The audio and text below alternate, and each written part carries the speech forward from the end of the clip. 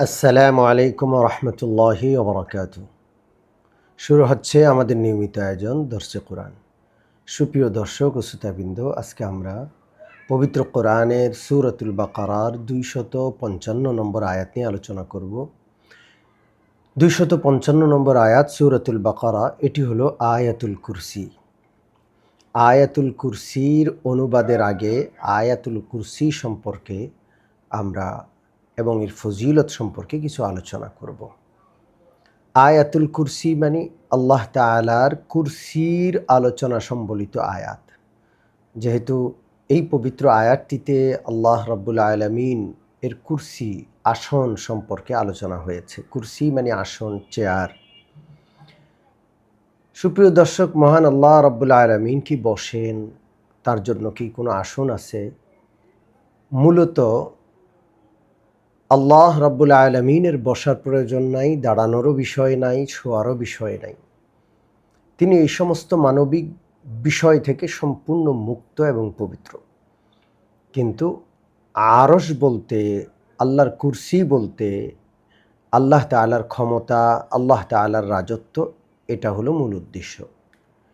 এছাড়া আরেকটা ব্যাখ্যা এমনও হতে পারে যে আল্লাহ তাআলার কুরসি রয়েছে, কিন্তু সেটা আমাদের চেয়ার, আমাদের কুরসি, আমাদের আসন, আমাদের সিংহাসন আমরা যেমনটা দেখি, কল্পনা করি তেমন নয়। এটা আমাদের কল্পনার বাহিরে। লাইসা কামিসলিহি শাইউন। আল্লাহ রাব্বুল আলামিন সমস্ত বিষয়ের মেসাল থেকে, দৃষ্টান্ত থেকে তিনি পবিত্র। যাই হোক, তো এই আয়াতে যেহেতু আল্লাহ রাব্বুল আলামিনের কুরসি সম্পর্কে আলোচনা রয়েছে, এই জন্য এই পবিত্র আয়াতটিকে আয়াতুল কুরসি বলা হয়। এটি পবিত্র কোরআনের সবচাইতে গুরুত্বপূর্ণ এবং মর্যাদা সম্পন্ন আয়াত। আজকে শুধু এর ফজিলত সম্পর্কে আপনাদেরকে কিছু বলবো। হযরত উবাই ইবনে কাব রাদিয়াল্লাহু তাআলা আনহু থেকে মুসলিম শরীফের একটি হাদিস বর্ণিত রয়েছে। মিশকাত শরীফে হাদিসটি রয়েছে 185 নম্বর পৃষ্ঠায়। হযরত উবাই ইবনে কাব রাদিয়াল্লাহু তাআলা আনহু আল্লাহর হাবিব সাল্লাল্লাহু আলাইহি ওয়াসাল্লামের সাথে ছিলেন। আল্লাহর হাবিব তাকে জিজ্ঞেস করলেন, তুমি আল্লাহর কোরআনের কোন আয়াতটিকে সবচেয়ে বড় বলে মনে করো? জানো তুমি কোন আয়াতটি সবচাইতে মর্যাদাপূর্ণ? হযরত উবাই বললেন, ইয়া রাসূলুল্লাহ, আপনি এবং আল্লাহ তাআলাই ভালো জানেন। আল্লাহু ওয়া রাসূলু আলাম। আল্লাহ রসুল সাল্লাল্লাহু আলাইহি ওয়াসাল্লাম আবার প্রশ্ন করলেন, তুমি কি জানো পবিত্র কোরআনের কোন আয়াতটি সবচেয়ে মর্যাদা সম্পন্ন? এবার হযরত উবাই ইবনে কাব আল্লাহ রসুলের দ্বিতীয়বার জিজ্ঞাসার জবাবে বললেন, ইয়া রাসূলুল্লাহ, আমার জানা মতে বা আমার ধারণা মতে আমি আয়াতুল কুরসিকে পবিত্র কোরআনের সবচাইতে মর্যাদাপূর্ণ আয়াত মনে করি। এই জবাব শুনে রাসূলুল্লাহ খুশি হয়ে গেলেন এবং তার বুকের মধ্যে হাত মারলেন, চাপড়ালেন বা তার বুকে একটু হাতের স্পর্শ করে শাবাশ দিলেন আর বললেন, লিয়াহনিকাল ইলমু ইয়া আবাল মুনজির। হে আবুল মুনজির, তোমার ইলমের জন্য, তোমার এই গভীর জ্ঞানের জন্য তোমাকে ধন্যবাদ জানাচ্ছি, তোমাকে মোবারকবাদ জানাচ্ছি। তাহলে আয়াতুল কুরসি পবিত্র কোরআনের সবচাইতে মর্যাদাপূর্ণ আয়াত। অন্য হাদিসে আছে আয়াতুল কুরসি এটি হলো আল্লাহ রাব্বুল আলামিনের ইসমে আজম, অর্থাৎ আয়াতুল কুরসি পড়ে কোনো দোয়া করলে আল্লাহ অবশ্যই কবুল করেন। এর পরের যে হাদিসটি সেটি পবিত্র বুখারী শরীফের একাধিক জায়গায় রয়েছে। হযরত আবু হুরায়রা রাদিয়াল্লাহু তাআলা আনহু থেকে বর্ণিত, মিশকাত শরীফের 185 নম্বর পৃষ্ঠায় রয়েছে। হযরত আবু হুরায়রা রাদিয়াল্লাহু তাআলা আনহু বলেন যে আল্লাহ রসুল সাল্লাল্লাহু আলাইহি ওয়াসাল্লাম রমজানে যখন সাহাবীদের কাছ থেকে যাকাত আদায় করতেন, রাষ্ট্রীয়ভাবে যাকাত উসুল করতেন এবং যাকাত রাষ্ট্রীয়ভাবে বন্টন করতেন।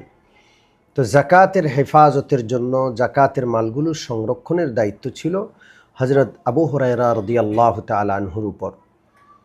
তো তিনি বলেন, আমি রাতের বেলায় পাহারা দিচ্ছি, তখন এক ব্যক্তিকে দেখলাম যে গোডাউনের ভিতরে ঢুকে দুই হাত দিয়ে এভাবে মালগুলো উঠে উঠে এসে তার ব্যাগের মধ্যে ঢুকাচ্ছে। আমি হুট করে গিয়ে তার হাতটা ধরলাম আর বললাম যে, তুমি এত বড় অন্যায় কাজ করছো, যাকাতের মাল চুরি করছো, আমি তোমাকে রাসূলুল্লাহর দরবারে উপস্থিত করব, বিচার দিব।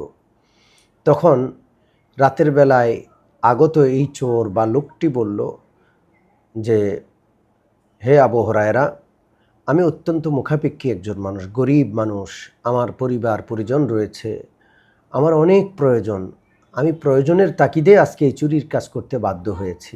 আমাকে আপনি আল্লাহ রসুলের দরবারে বিচারে মামলায় আসামি করেন না। হযরত আবু হুরায়রা বলেন, আমি তাকে ছেড়ে দিলাম। রাসূলুল্লাহ সাল্লাল্লাহু আলাইহি সাল্লামের পিছনে ফজর পড়তে গেলাম, নবীজিকে বলতেও ভুলে গেলাম, কিন্তু নবীজি আমাকে স্মরণ করালেন, হে আবু হুরায়রা, রাতের বেলায় তোমার কাছে যে ব্যক্তি বন্দী হয়েছিল তার কি খবর? আমি বললাম, ইয়া রাসূলুল্লাহ, সে আমাকে তার অনেক প্রয়োজনের কথা বলল, তার পরিবার পরিজন আছে এই কথা বলল, অভাবী। তো আমি দয়া করে ফেললাম তার প্রতি এবং তাকে ছেড়ে দিলাম। আল্লাহ রসুল সাল্লাল্লাহু আলাইহি সাল্লাম বললেন, শুনে রাখো, সে মিথ্যা বলেছে এবং সে আগামীকালও আসবে। তখন আমি বিশ্বাস করে ফেললাম, নিশ্চয়ই সে আগামীকাল আসবে। আমি রাতের বেলায় সজাগ, দেখি সেই লোকটি গোপনে আবার সেই গোডাউনের ভিতরে ঢুকে মালসামানা নিয়ে যাচ্ছে। আমি তাকে আবার ধরলাম।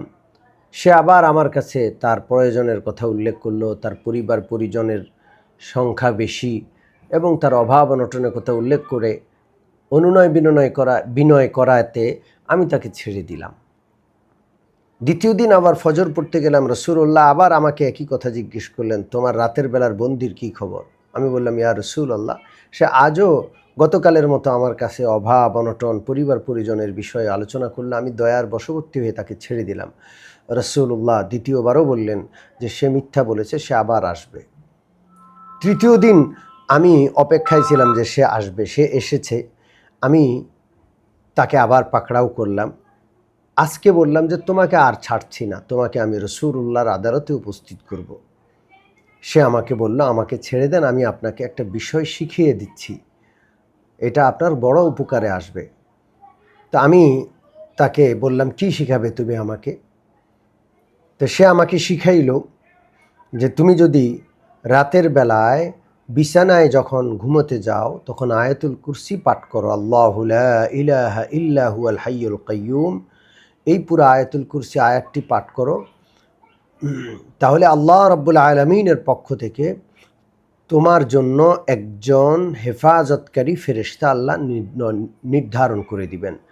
তুমি ঘুমন্ত, অথচ হেফাজতকারী ফেরেশতা তোমাকে পাহারা দিবেন, তোমার সম্পদ, তোমার সন্তানাদি, তোমার সমস্ত কিছু হেফাজতকারী ফেরেশতা পাহারা দিবে। তো হযরত আবু হুরায়রা তাকে ছেড়ে দিলেন। যখন সকালবেলায় তৃতীয় দিন ফজর পড়তে আসলেন, রাসূলুল্লাহ আগের মতোই জিজ্ঞেস করলেন যে কী অবস্থা, তোমার বন্দির খবর কি?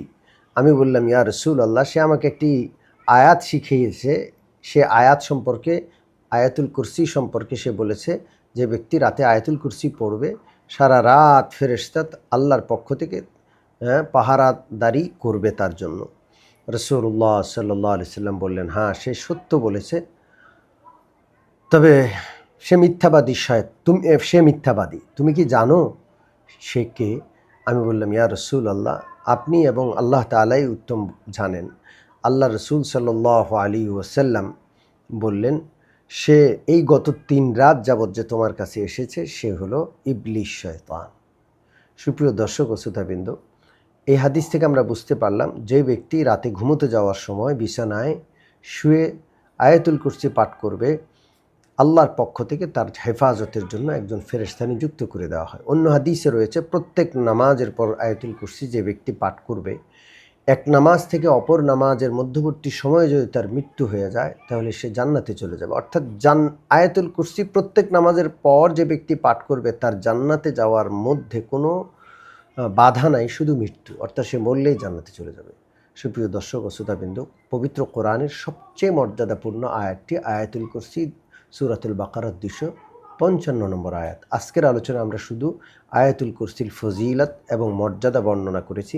ইনশাআল্লাহ আগামী দর্সে কোরআনে আমরা আয়াতুল কুরসির অনুবাদ করব এবং আয়াতুল কুরসির ব্যাখ্যা বিশ্লেষণ আপনাদের সামনে উপস্থাপন করব। সে পর্যন্ত আল্লাহ তাআলা আমাদের সকলকে সুস্থ রাখুন, ভালো রাখুন। আমিন। আসসালামু আলাইকুম ওয়া রাহমাতুল্লাহি ওয়া বারাকাতুহু।